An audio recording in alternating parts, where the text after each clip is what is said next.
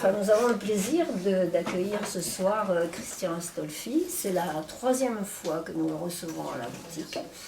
Et c'est son 5e roman qu'il vient présenter. Un roman donc qui a pour titre L'œil de la perdrix et qui est édité aux éditions Le Bruit du Monde, le même qui a édité justement De notre monde à emporter. Pour commencer, je voudrais te demander, Christian, de te présenter un peu. Je publie depuis 2007, donc tardivement parce que 2007, j'ai pratiquement 49 ans, et donc c'est tardif pour faire une carrière littéraire, pour faire une œuvre, mais j'écris depuis bien plus longtemps. J'écris depuis réellement depuis le début, milieu des années 1990. Voilà. Mais ce fut un long chemin avant de publier, un long chemin de travail, de rencontres. Et donc, quand j'ai publié, il y a eu d'abord un trou derrière la première publication. Passer du premier au second roman, c'est extrêmement difficile. On dit qu'on devient un écrivain, un auteur, qu'à partir du second roman, du deuxième plutôt, puisque le second, ça se terminerait. Il y a eu 7 ans entre le premier et le deuxième roman, parce que j'ai rejoint Flammarion à ce moment-là. Moi, j'avais édité un premier roman chez un petit éditeur, et je suis resté plusieurs années avec eux. J'ai fait 2 romans. Puis ensuite, j'ai basculé au Bruit du Monde, avec De notre monde à emporter, qui a eu un succès assez correct. Voilà. Et je suis sorti un peu de la clandestinité à ce moment-là. Il est une maison d'édition marseillaise, créée par des gens qui travaillaient essentiellement chez Gallimard, et qui ont ouvert cette maison d'édition il y a 3 ans. Et qui est très charpentée, très bien, et qui me convient. Alors, on va commencer par le commencement, c'est-à-dire par la page de garde de ton roman, qui porte 2 dédicaces, dont l'une pourrait peut-être éclaircir l'origine de ce roman. Je lis cette dédicace. À Rosemary, toi qui ne m'aurais pas lu. Rosemary, c'était ma grand-mère maternelle,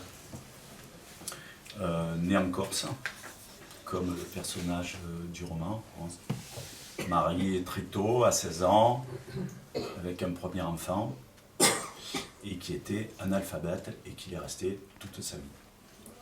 Voilà, c'est dit. D'où le aurait. Alors, je m'attarde encore un petit peu avant de commencer sur la 2e page qui porte 2 citations en exergue. Donc, je lis la première. Personne ne libère personne, personne ne se libère tout seul, les êtres humains se libèrent ensemble. Paulo Freire, La pédagogie des opprimés. Bon, donc, qui est Paulo Freire et quel rôle il a joué pour toi dans la conception de ce roman? Alors, Paulo Freire, c'était un éducateur, philosophe, sociologue brésilien, qui a produit une activité d'alphabétisation des populations au Brésil, des paysans.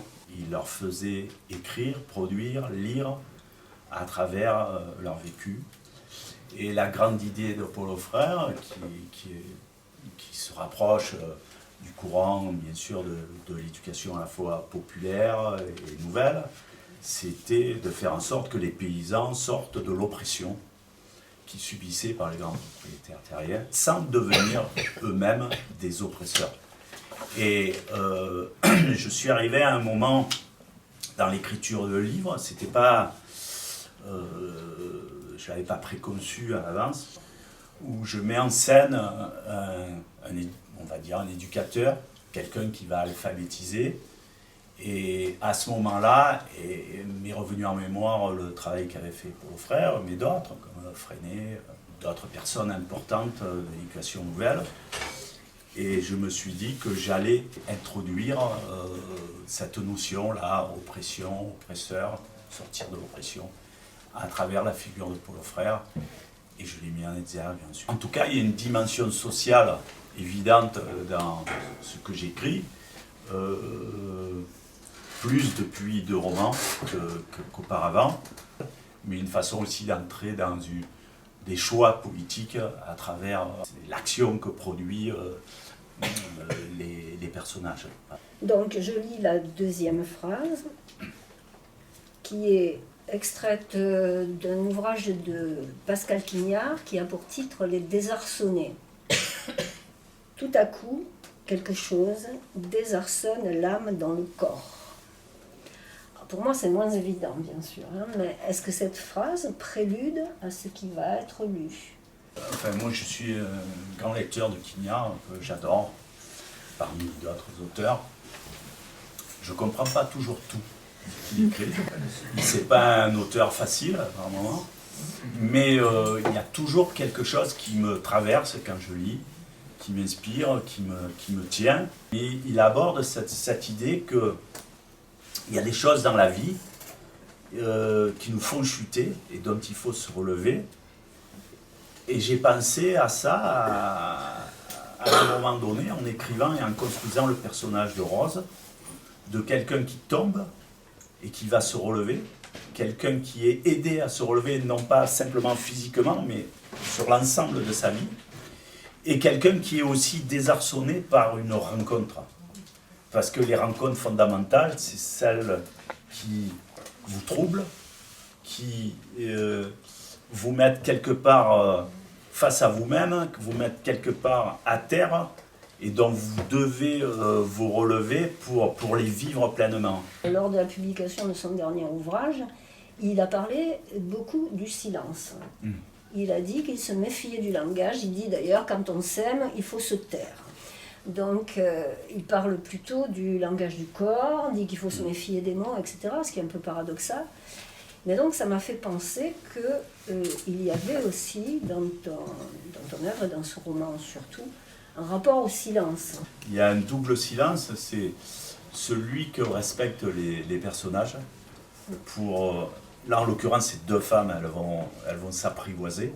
Et elles vont s'apprivoiser pas simplement par rapport à ce qu'elles vont dire ou ce qu'elles vont entendre de l'autre. Le temps où elles vont s'arrêter de parler et où elles vont ménager des silences, où elles vont sentir ce que l'autre ressent, pense, comme ça, à travers des gestes, à travers le langage du corps. On a parlé du corps. Et je me demandais si l'unité de ton œuvre, qui comporte des romans différents, ne tenait pas justement à ce rapport à la mémoire. Nécessairement, moi, quand j'écris, ce qui rentre en jeu, c'est certaines choses que j'ai vues, qui m'ont inspiré, qui m'ont tenu, qui m'ont, pareil, rempli, comme les personnages. Et donc je fais appel à la mémoire de ce que j'ai senti, vu et compris, pour alimenter le roman et alimenter les personnages. Donc oui, c'est quelque chose qui traverse tout ce que...